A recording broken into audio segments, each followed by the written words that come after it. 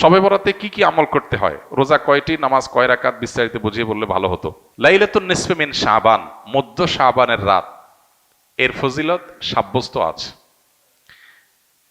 আল্লাহ তাআলা এ রাতে মুশরিক হিংসুক ছাড়া বাকি মানুষদেরকে মাফ করে দেন। এবং এ রাতের ফজিলত সংশ্লিষ্ট আরো অনেকগুলো হাদিস আছে যেগুলো জয়ীফ সূত্রে বর্ণিত, কিন্তু এই একটা হাদিস গ্রহণযোগ্য সূত্রে বর্ণিত হওয়ার কারণে অন্য যেগুলো আছে সবগুলোর একসাথ করলে মোটা দাগে লাইলাতুন নিসফি মিন শাবান বা মধ্য শাবানের রাত, এটার নাম আমরা শবে বরাত দেই। আসল নামটা, হাদিস দেওয়ার নাম কোনটা? লাইলাতুন নিসফি মিন শাবান, মধ্য শাবানের রাত। শবে বরাত এটা আসল নাম না। যাই হোক, তো এই মধ্য শাবানের রাতের ফজিলত সাব্যস্ত হয়, কিন্তু এইটাকে আমরা যেইভাবে যারা পালন করি তারা যেভাবে ঘটা করে করি, যেমন সারা রাত জেগে ইবাদত করা আল্লাহর ক্ষমা লাভের জন্য বা মাগফিরাত লাভের জন্য, যাতে মাগফিরাত হয়, গুনাহে ক্ষমা হয়, সেটা আপনি চেষ্টা করছেন, এটা আপনার ব্যক্তিগত অ্যাপ্রোচ থেকে আপনি করলেন। এই রাতের রোজা, এই দিনের রোজা আপনি আইয়াম বীজের রোজার অংশ হিসেবে রাখলেন, শাবান মাসে বিশেষ রোজা রাখতেন রাসূল সাল্লাল্লাহু আলাইহি ওয়াসাল্লাম, সেই হিসেবে রাখলেন, খুবই প্রশংসনীয়। কিন্তু আলাদা করে শবে বরাতকে কেন্দ্র করে এই দিনের রোজা রাখার বিশেষ কোনো নির্দেশনা বিশুদ্ধ হাদিস দ্বারা সাব্যস্ত নয়। এর বাইরে এই রাতকে শবে বরাত ভাগ্যের রাত মনে করা। বরাত মানে ভাগ্য, আর বরাতের আরেকটা অর্থ হলো মুক্তি। মুক্তির অর্থে ঠিক আছে শবে বরাত, আল্লাহ মানুষকে মুক্ত করেন, কিন্তু ভাগ্যের অর্থে ঠিক নাই। সূরা দোখানের শুরুতে আল্লাহ বলেছেন ফিহা ইউফরাকু কুল্লু আমরিন হাকিম ইন্না আনজালনাহু ফি লাইলাতিন মুবারাকাহ ইন্না কুন্না মুনজিরিন। আল্লাহ বলেছেন কোরআন আমি একটি বরকতময় রাতে নাজিল করেছি। কোন রাত সেটা? ওই যে ইন্না আনজালনাহু ফি লাইলাতিল কদর। আরেক জায়গায় আল্লাহ বলেছেন, কোরআন এক আয়াত আরেক আয়াতের ব্যাখ্যা করে আল্লাহ বলেছেন ফিহা ইউফরাকু কুল্লু আমরিন হাকিম, যে রাতে কোরআন নাজিল হয়েছে সে আয়াতে সে রাতে গুরুত্বপূর্ণ সব বিষয় ধার্য করা হয়। তার মানে লাইলাতুল কদরে গুরুত্বপূর্ণ বিষয়গুলো ধার্য করা হয়। অতএব শবে বরাতে ভাগ্য নির্ধারণ করা হয়, এটি বিশুদ্ধ মত না। তবে এ রাতের বিশেষ কোন নামাজ, বিশেষ নামাজের সংখ্যা, বিশেষ সূরা, এরকম কোনো কিছু সাব্যস্ত নাই। এরকম কিছু সাব্যস্ত আছে মনে করলে বরং বিদআত হবে, যে এত রাকাত পড়তে হবে, এই সূরা দিয়ে পড়তে হবে। আল্লাহর মাগফিরাত লাভের জন্য আপনি যদি চেষ্টা করেন সেটা প্রশংসনীয়, সেটা ভিন্ন বিষয়। প্রত্যেক রাতেই তো আপনি আল্লাহর মাগফিরাতের জন্য চেষ্টা করা কর্তব্য বা করা উচিত। আল্লাহ তাআলা প্রতি রাতেই ভোর রাতে মানুষকে ডেকে ডেকে ক্ষমার আহ্বান করেন। এই জন্য শবে বরাতকে ঘিরে রাতের বিশেষ নামাজ, বিশেষ পদ্ধতির নামাজ নাই। তবে এ রাতে ক্ষমার বিষয়টা সুসাব্যস্ত, ক্ষমা লাভের চেষ্টা করা এটা গ্রহণযোগ্য।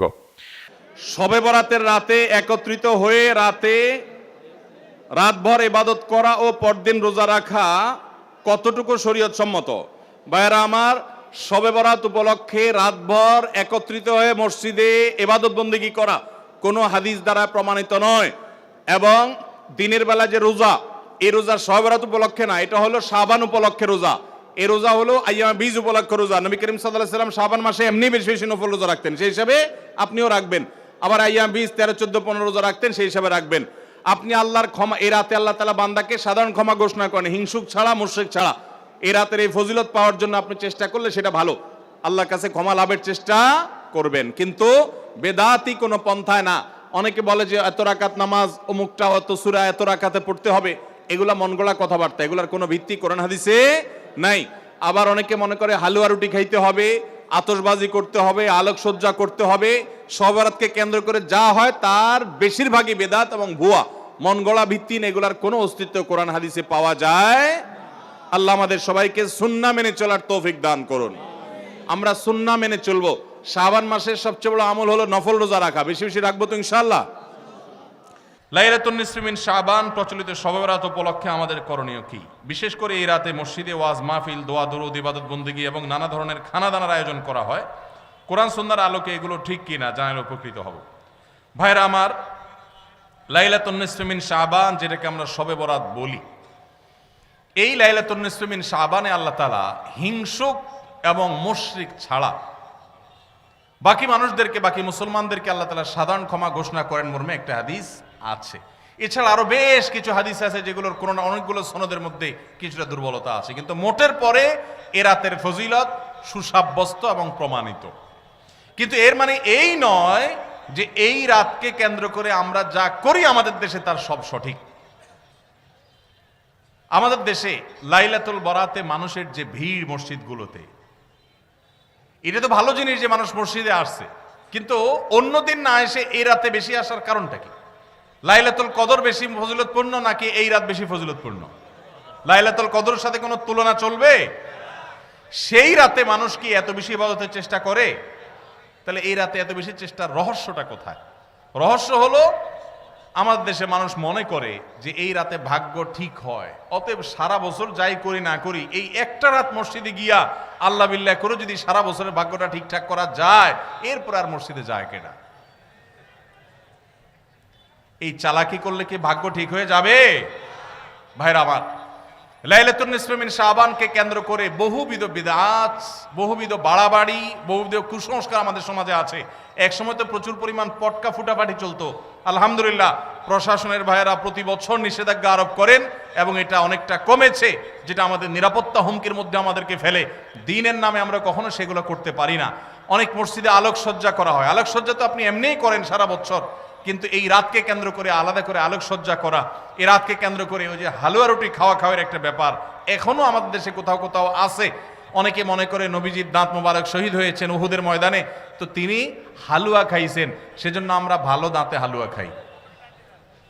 নবীজির দাঁত ভাঙে হালুয়া খাইছেন, আমাদের আস্ত দাঁতে আমরা কি খাই? হালুয়া খাই।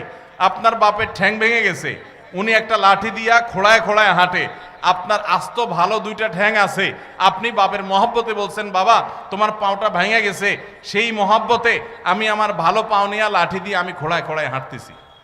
কি বলেন? বাপ খুশি হবে? খুশি হবে? বলবে এটা তো বেয়াদবি, তামাশা করতেছো আমার সাথে, আমার ভেঙাইতেছ। নবীজি সাল্লাল্লাহু আলাইহি সাল্লাম দাঁত মোবারক শহীদ হয়েছে বাতিলের বিরুদ্ধে জিহাদ করতে গিয়ে। আপনি বাতিলের সাথে আঁতাত করবেন আর হালুয়া খায়া নবীজির সুন্নাত আদায় করবেন, এর চেয়ে বড় হাস্যকর জিনিস আর হতে পারে না। অতএব সব ধরনের বাড়াবাড়ি কুসংস্কার আমাদের বন্ধ করতে হবে। এমনকি এই রাত উপলক্ষে মসজিদে দোয়া দুরুদের জন্য সমবেত হওয়া, এ রাতে মানুষকে ডাকাডাকি করে একেবারে এ রাতের ফজিলতের জন্য মসজিদে সবাই একত্র হওয়াকে যারা জরুরি মনে করেন তারাও ভুলের মধ্যে আছেন। ব্যক্তিগত ইবাদতে আল্লাহর ক্ষমা পাওয়ার জন্য চেষ্টা করতে পারেন, সেটা ভিন্ন বিষয়। আল্লাহ আমাদেরকে বুঝার তৌফিক দান করুন।